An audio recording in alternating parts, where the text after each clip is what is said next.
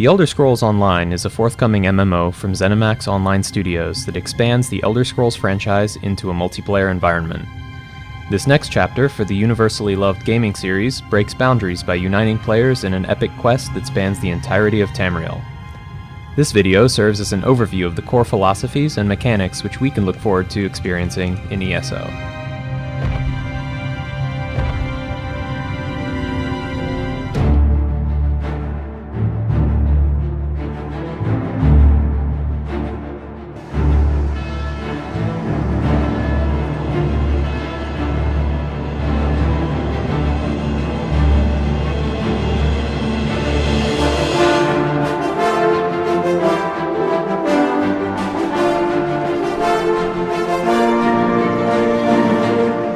For the first time since the Elder Scrolls 1 Arena, players on PC, Mac, Xbox One, and PlayStation 4 will have the opportunity to explore all of the 9 provinces of Tamriel in a single game experience. From the deadly sands of the Alakir Desert and the mysterious jungles of Valenwood, to the familiar ashlands of Morrowind and the snowy peaks of Skyrim. Not all provinces will be included fully at launch in order to reserve content for future expansion, but the combined size of the game world in ESO dwarfs that of the single-player titles.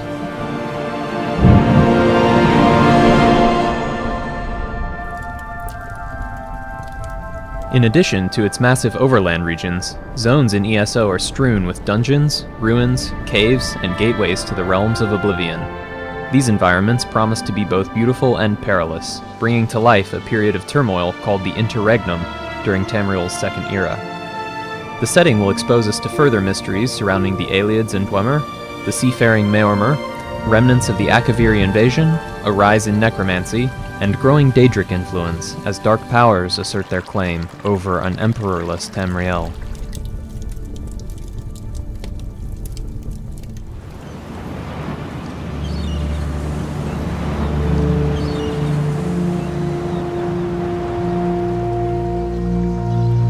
In the Elder Scrolls Online, you'll assume the role of an adventurer allied with one of the 3 major political factions of the era. The Daggerfall Covenant is a formal alliance of Bretons, Redguard, and Orcs, which fight to restore justice, peace, and profitable trade by claiming the vacant Ruby Throne. The Ebonheart Pact is an unstable coalition between the Nords, Dunmer, and Argonians. Originally formed to repel the Akaviri invasion, the pact has been preserved out of necessity to thwart the evil which rises in Cyrodiil. Lastly, the Aldmeri Dominion is a determined union of Altmer, Bosmer, and Khajiit. Disgusted with the corruption of mankind which has given rise to countless Daedra and undead, the Dominion seeks to restore order with an unflinching hand and steer Tamriel back from the brink of disaster.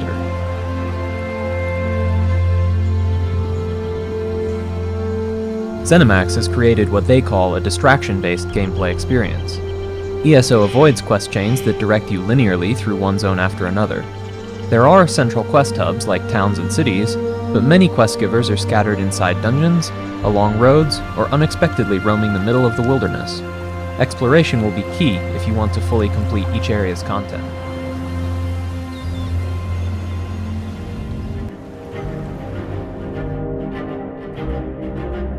The Elder Scrolls Online has drawn inspiration from the visceral, real-time action combat system in Skyrim, giving the player an immersive and intuitive control set that enables you to play the game, not your UI. Click your mouse to attack, hold click to charge a power attack, and right click to block. Sprinting, shield bashing, sneaking, dodging, and breaking free of controlling effects are all done with intuitive keystrokes, giving the player immediate access to a wide array of combat actions. A 6-slot hotbar controls 5 active abilities, which allow you to wield destructive, restorative, or debilitating magic, while simultaneously attacking with your equipped weapons.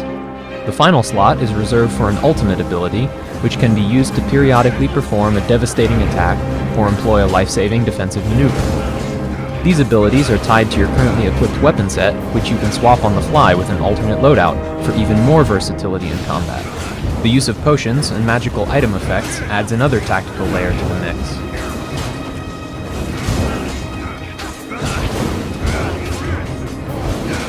Your combat effectiveness is governed by your hero's available pools of health, magicka, and stamina, the game's primary resources. In true Elder Scrolls fashion, your hero can use any combination of weapons and armor that you prefer. Your chosen armor determines your level of durability, mobility, and rate of resource regeneration. Your weapons dictate your fighting style, as well as your role within a group setting.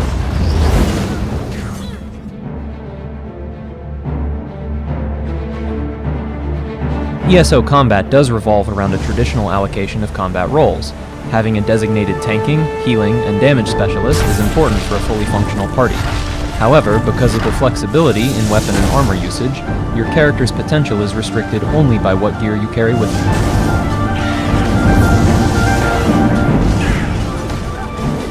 Many abilities in ESO allow your allies to activate synergy opportunities. If an ally utilizes a magical area of effect ability, you can exploit this by acting as a conduit, channeling its magic and expanding the effect. These synergies enhance the tactical nature of multiplayer combat, but beware.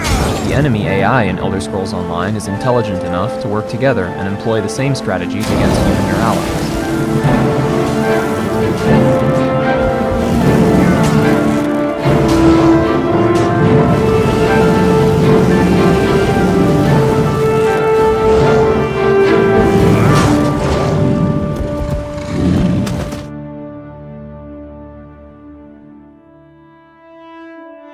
As the hero of Elder Scrolls Online, developing your character is central to the gameplay experience. You start by choosing from one of 9 races, each of which features a unique racial skill line. Additionally, you select one of 4 base classes: the Dragon Knight, wielding fiery magic, the Sorcerer, who calls lightning and summons Daedric minions, the Templar, who channels the power of the sun to smite foes, or the Nightblade, cloaking himself in shadows to ambush enemies. Unlike most MMOs, these initial choices only scratch the surface of character development in ESO, which revolves around the acquisition and advancement of a multitude of skills. In addition to the 3 skill lines that are fundamental to your class, your character can advance in any of the 6 weapon skills, 3 armor types, PvP advancement paths, mages and fighters guild ranks, and unique conditions such as vampirism or lycanthropy. Each skill line includes both active skills and passive benefits. As you use skills within a particular line, your proficiency with that path improves, enabling you to purchase additional skills, as well as morph existing skills into more powerful versions.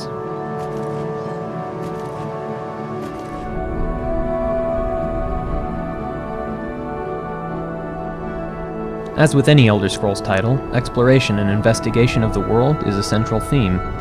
The game's interface panels are displayed on an as-needed basis, fading away when not in use.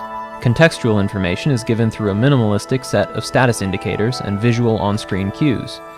Despite encouraging a simplistic UI, ESO will launch with support for user-created modifications, which will allow you to tailor your game experience specifically to your own preferences. Lockpicking, harvesting of reagents and resources, and reading tomes rich with world lore are key components of exploration. Treasure is secreted away and locked in hidden chests. Mundus stones can bestow a powerful magic buff that incorporates the familiar star signs, and hidden sky shards are scattered across the world. Collecting these sky shards awards the player with additional skill points towards further character progression.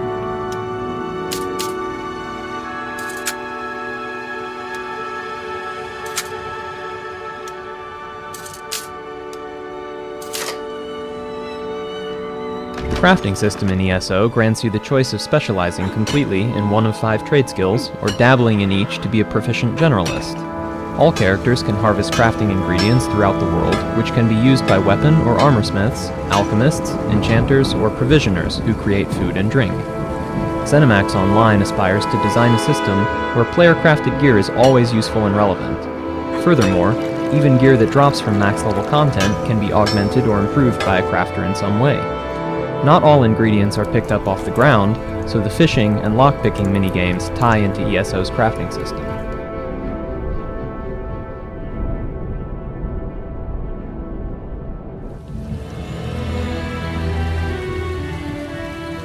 The primary source of conflict in Tamriel stems from the power vacuum in Cyrodiil. The throne has been without an emperor for hundreds of years, and the imperial caretakers who rule are weak and corrupt. By resorting to necromancy and consorting with Daedra, their actions have threatened to doom all of Tamriel. The 3 alliances refuse to allow this, and have each vowed to seize the Imperial City. This sets the stage for the epic endgame PvP in Elder Scrolls Online, a 3-way battle spanning the entirety of Cyrodiil. Each Cyrodiil campaign supports up to 2,000 players in a massive and seamless area, packed with castles, towns, outposts, and other fortifications. The ultimate goal for your alliance is to win the war and crown a player as the next Emperor of Tamriel.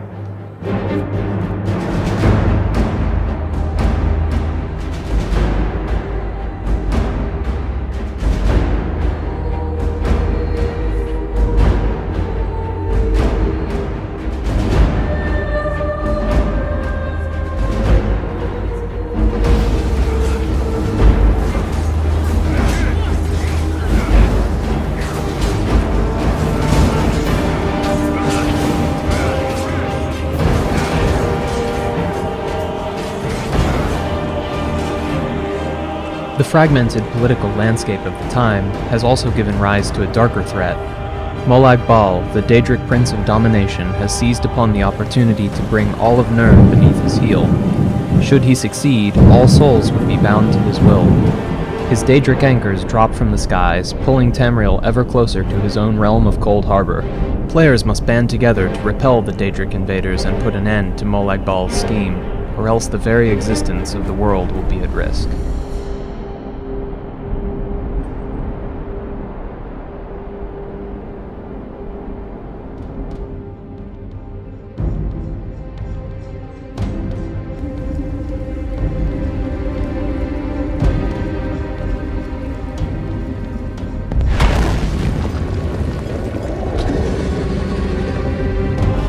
The many dungeons, caverns, tombs, and ruins that you will explore in ESO are filled with cultists, undead, and Daedric abominations.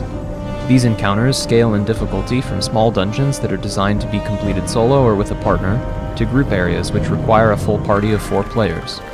Small dungeons often have no special significance, but offer a careful explorer the opportunity to defeat named enemies, obtain rare loot, or find a hidden sky shard. Larger public dungeons are non-instanced areas without linear advancement paths.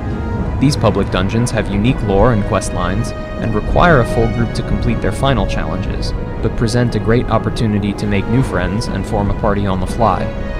Lastly, instance dungeons provide structured challenges tuned for full groups, often yielding the greatest treasures, but only if heroes can overcome the formidable dangers which lurk inside.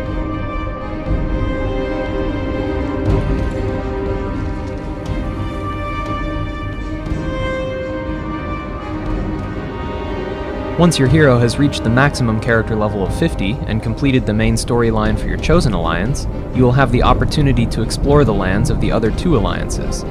This gameplay, termed 50+, will allow you to progress through the regions of an enemy faction, where the level of enemies you will face has been scaled up to provide a challenge even to a seasoned adventurer. Because of the adjustment to enemy difficulty and the need to preserve alliance identity, you will only be able to adventure with other members of your own alliance who are also exploring the 50+ content.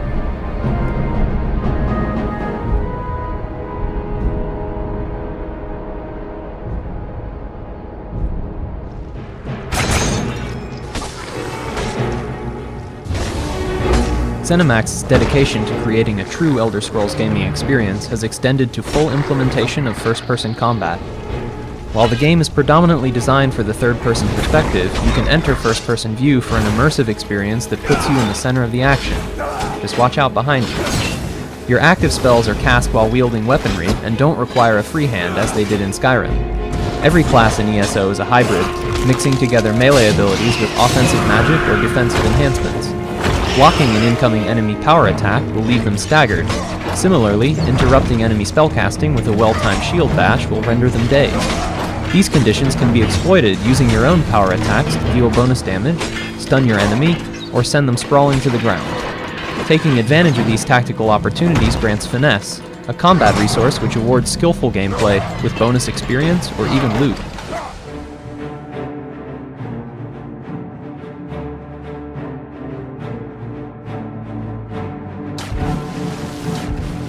One of the most exciting innovations that the Elder Scrolls Online brings to the MMO genre is its mega-server technology. There are no separate shards or servers as in most MMOs. All players in the Elder Scrolls Online play together on the same massive server. Multiple phases of each game space are dynamically generated by the server to deal with changes in population.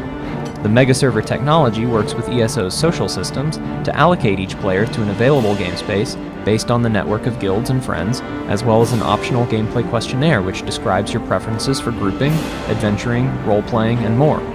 There will be separate mega servers for each platform, with Xbox One and PlayStation 4 each having their own separate mega server, but PC and Mac players will be grouped together.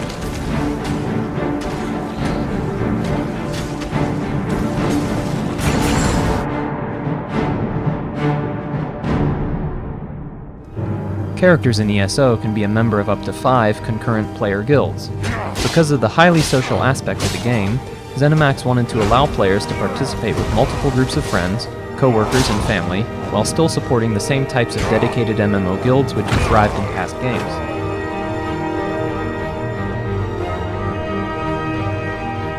Because of the enormous geographical scale of Tamriel and the rich lore behind the Elder Scrolls franchise, ESO has unlimited potential for future expansion. The team at ZeniMax plans to release periodic post-launch updates in the form of adventure zones, which add max-level areas ranging from solo objectives to group bosses and large, multi-group PvE encounters. ZeniMax is not constrained to only the remote corners of Tamriel. We can expect massive labyrinthine dungeons, journeys to the Plains of Oblivion, and perhaps even voyages to the other continents of Nirn. Through forward-thinking gameplay mechanics, dedication to exploration and immersion, massive 3-faction PvP, and rich social features, The Elder Scrolls Online is poised to be the MMO that you absolutely do not want to miss.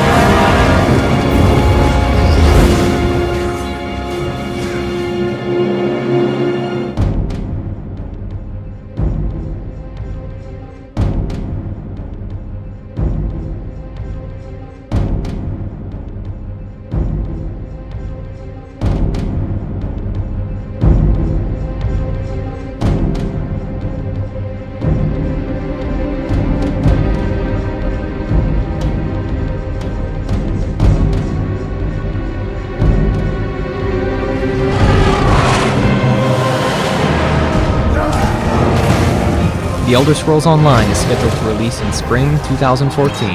Beta testing is already underway, so visit the official website to sign up. For all the latest news, discussion, and analysis regarding ESO, join us at Tamriel Foundry, and please, like, comment, and subscribe.